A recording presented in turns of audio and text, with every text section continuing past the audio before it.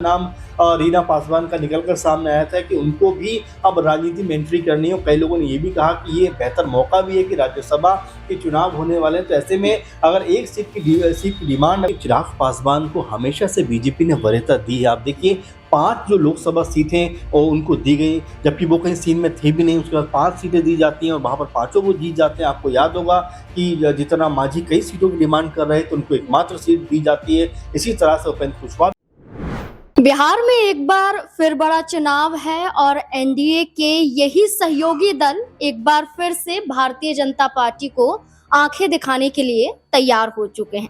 दरअसल बिहार में राज्यसभा का चुनाव होने वाला है 16 मार्च को।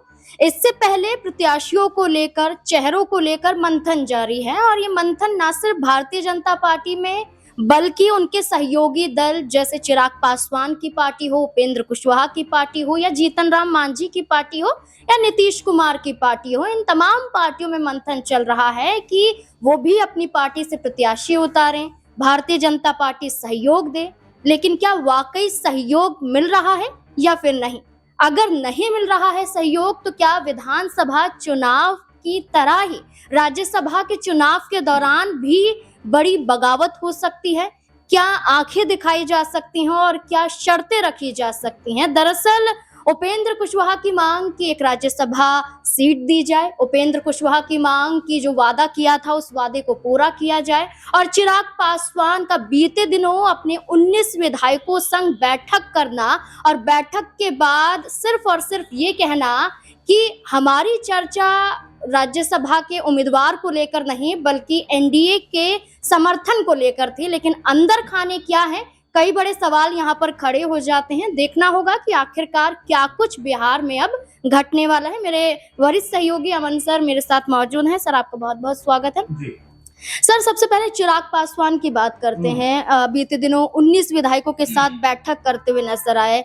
उनके अपने 19 विधायकों की जो संख्या है वो बहुत बड़ा आंकड़ा है। अगर चिराग पासवान बीजेपी को या एनडीए को सहयोग नहीं देते हैं तो क्या लगता है खेल बिगड़ता हुआ नजर आ सकता है? देखिए नाज़मीन, बिहार की बात कर रहे हैं तो जाहिर बात है कि सबसे ज़्यादा चर्चा इस समय चल रही है कि आखिर जो 5 राज्यसभा की सीटें एक तरीके से चुनाव होने वाला है 16 मार्च को, उसमें किसको कितनी सीटें मिलेंगी।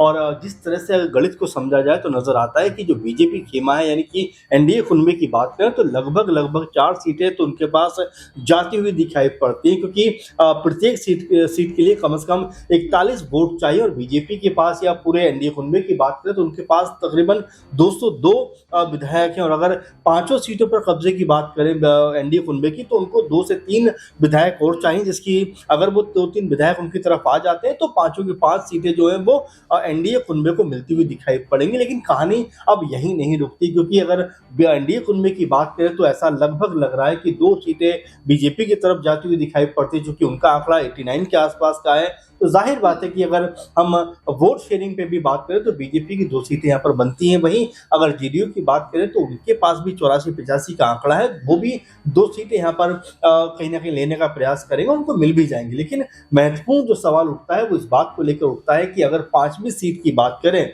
जो कि अभी भी अगर मगर की स्थिति में है, और अगर वो बीजेपी की तरफ आती भी है और एनडीए कुनबे की तरफ आती भी है, तो उस 5वीं सीट का हकदार कौन होगा, किस नाम पे चर्चा होगी। क्योंकि कई लोग ये भी कह रहे हैं कि यहाँ पर चिराग पासवान, क्योंकि उनकी माता का नाम रीना पासवान का निकलकर सामने आया था कि उनको भी अब राजनीति में एंट्री करनी हो। कई लोगों ने ये भी कहा कि ये बेहतर मौका भी है कि राज्यसभा के चुनाव होने वाले हैं, तो ऐसे में अगर एक सीट की डिमांड अगर यहाँ पर चिराग पासवान करते हैं तो उनको वो सीट मिल सकती है। लेकिन अभी भी इसको लेकर कोई पत्ते खुलते हुए दिखाई नहीं पड़ रहे हैं। अभी भी नाम स्पष्ट रूप से सामने नहीं आ रहे हैं। नाम तो ये भी है कि जेडीयू की तरफ से जो कह सकते हैं मुख्यमंत्री नीतीश कुमार है, उनके बेटे निशांत कुमार का भी नाम निकल कर सामने आ रहा है कि क्या उनको भी कह सकते हैं राज्यसभा भेजा जा सकता है। तो अगर मगर की जो स्थिति है वो बहुत ज्यादा बनी हुई है। लेकिन अगर 4 सीटों में ही बात करें, क्योंकि 5वीं सीट के लिए ये भी देखा जा रहा है कि जो विपक्षी खेमा है वो भी यहाँ पर गोलबंदी करता हुआ दिखाई पड़ रहा है। 25 सीटें जो है आरजेडी के पास है, 6 कांग्रेस के पास है, 5 कह सकते हैं कि जो एआईएम के पास है। इसके अलावा बीएसपी के पास 1 सीट है, वामदल के पास कुछ सीटें हैं और ये मिला जुला कर आंकड़ा 41 के आसपास तक पहुंच जाता है। और ऐसी स्थिति में आप ये मानकर चलिए कि अगर ये हो जाता है तयशुदा मामला कि अगर यहाँ पर चाहे एआईएम प्रत्याशी की बात करें या आरजेडी खेमे की बात करें, अगर किसी एक नाम पर सहमति बन जाती है तो पांचवी जो सीट है एक तरीके से वो विपक्षी दलों के खाते में जाएगी। तो उस स्थिति में क्या एनडीए कुनबे में फिर आपस में दरार उत्पन्न हुई, क्योंकि चिराग पासवान अगर ये चाहते हैं कि उनको एक सीट मिले तो क्या बीजेपी की एक वो सीट होगी जो उनकी तरफ जाती हुई दिखाई पड़ेगी। तो कई सारे सवाल है जो उसमें बनते हुए दिखाई पड़ रहे हैं। अच्छा सर, देखिए चिराग पासवान की बात करें या विपक्ष की बात करें या सिर्फ हम नीतीश के बेटे निशांत की बात करें तो ये हाल ही में आए, लेकिन उपेंद्र कुशवाहा और जीतन राम मांझी की बात करें, इनकी मांग तो लोकसभा चुनाव से ही, विधानसभा चुनाव से ही देखी जा रही है। तो क्या लगता है कि इन्हें नजरअंदाज किया जा रहा है? चिराग पासवान की जैसे शर्तों को विधानसभा चुनाव में माना गया था, क्या लगता है इस वक्त क्या होगा? देखिए नाज़मीन, अगर हम इसी तर्ज पे बात करें, क्योंकि चिराग पासवान को हमेशा से बीजेपी ने वरीयता दी है। आप देखिए 5 जो लोकसभा सीटें और उनको दी गई, जबकि वो कहीं सीन में थे भी नहीं। उसके बाद 5 सीटें दी जाती हैं और वहाँ पर पाँचों वो जीत जाते हैं। आपको याद होगा कि जीतन राम मांझी कई सीटों की डिमांड कर रहे थे, उनको एकमात्र सीट दी जाती है। इसी तरह से उपेंद्र कुशवाहा भी डिमांड कर रहे थे, उनको भी वो नहीं दिया जाता है। फिर विधानसभा चुनाव आते हैं, जीतन राम मांझी कहते हैं कि भाई 20-25 सीटें हमें मिलनी चाहिए और मिला जुलाकर 5 से 6 सीटें उनके हिस्से में आती हैं। यही हाल उपेंद्र कुशवाहा का भी रहा। तो अगर इन दोनों ही दलों को देखा जाए तो डिमांड तो बहुत ज़्यादा रही है इनकी, चाहे राज्यसभा सीट को लेकर हो, चाहे मंत्री पदों को लेकर हो, चाहे विधानसभा में अपने प्रत्याशी उतारने को लेकर हो। तो लेकिन उन तमाम मांगों को बीजेपी ने दरकिनार किया है। आपको याद होगा कि जो मांझी हैं वो तो ये चाहते थे कि भाई दिल्ली में भी उनको एक सीट दी जाए, बिहार और झारखंड में भी उनको एक सीट दी जाए, लेकिन उनको सीट न देकर चिराग पासवान को सीट दोनों जगह दी गई। तो ये देखा जाता है कि चिराग पासवान की तवज्जो जो है वो बीजेपी की तरफ से ज्यादा दिखाई भी पड़ती है। आपने देखा कि मंचों से जिस तरह से पीएम मोदी ने उनको अपना बेटा तक कहकर संबोधित किया, तो ये भी पता चलता है कि चिराग पासवान के प्रति बीजेपी का जो लगाव है, झुकाव है, वो स्पष्ट रूप से दिखाई पड़ता है। और यही नाराजगी जो है वो मांझी के अंदर दिखाई पड़ती है। आपको याद होगा कि जब चुनाव होने वाले थे, चिराग पासवान ने कहा था कि मैं अपनी मिट्टी के साथ जुड़कर राजनीति करना चाहता हूं।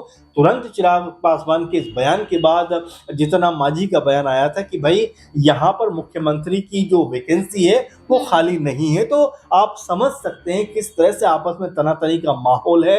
और अगर ऐसे में चिराग पासवान के हक में अगर एक राज्यसभा सीट चली जाती है तो बिल्कुल आप ये मानकर चलिए कि इसका विरोध जो है वो जीतन राम मांझी और यहाँ पर उपेंद्र कुशवाहा खुलकर करते हुए दिखाई पड़ेंगे, क्योंकि दोनों की डिमांड है कि भाई कम से कम एक ही राज्यसभा सीट तो दी जाए। अब यहाँ पर गणित क्या बैठता हुआ दिखाई पड़ता है, क्योंकि देखिए बूंद बूंद से सागर भरता है। अगर यहाँ पर अगर आप एक सीट वाली अगर हम बात करें जीतन राम मांझी की पार्टी को अगर दरकिनार करेंगे, अगर आप ये सोचेंगे कि भाई एक सीट से हमारा केंद्र में कुछ बिगड़ने वाला नहीं है और 3-4 सीटें जो उनके पास हैं विधानसभा में अगर वो भी अलग हट जाते हैं तो हमारा कुछ नहीं बिगड़ेगा, लेकिन आने वाले चुनावों में इसका असर और फर्क पड़ता हुआ दिखाई पड़ सकता है। उपेंद्र कुशवाहा की बात भी हम इसी तरह से देख सकते हैं। तो फिलहाल बीजेपी और तमाम जो एनडीए कुनबा है उनको ये गठजोड़ करना है, उनको ये अब आपस में तालमेल बैठाना कि भाई वो कौन सा चेहरा होगा जिसके ऊपर मोहर लगेगी। और जो सहयोगी दल है, चाहे भले जीतन राम मांझी हो या उपेंद्र कुशवाहा हो या चिराग पासवान हो, उनके हिस्से में कितनी सीटें यहाँ पर जाती हुई दिखाई पड़ सकती है। बिल्कुल 5 राज्यसभा सीटें हैं, 4 आसानी से एनडीए के खाते में आ सकती हैं और एक ही सीट पर कहीं ना कहीं तकरार देखने को मिल रही है। लेकिन एक बड़ी बात भी है कि चिराग पासवान को विधानसभा चुनाव में बीजेपी ने तोहफा दिया। इसके बाद जब चुनाव के परिणाम सामने आते हैं, उपेंद्र कुशवाहा के बेटे को तोहफा दिया जाता है राज्य मंत्री बनाकर। और इसके बाद अब ये देखना होगा कि क्या जीतन राम मांझी की जो इकलौती मांग है कि राज्यसभा की सीट दी जाए, ये पूरी की जाती है या फिर चिराग पासवान बीजेपी पर हावी हो जाते हैं? ये तमाम सवाल अभी भी बने हुए हैं, क्योंकि 3 बड़े दल हैं और एनडीए से कहीं ना कहीं दूरियां इनकी नजर आ रही हैं। आपको क्या लगता है, क्या कुछ बिहार में राज्यसभा चुनाव के दौरान देखने को मिलेगा? अपनी राय कमेंट सेक्शन में जरूर दें। देखते रहें SPN9 न्यूज़ SPN।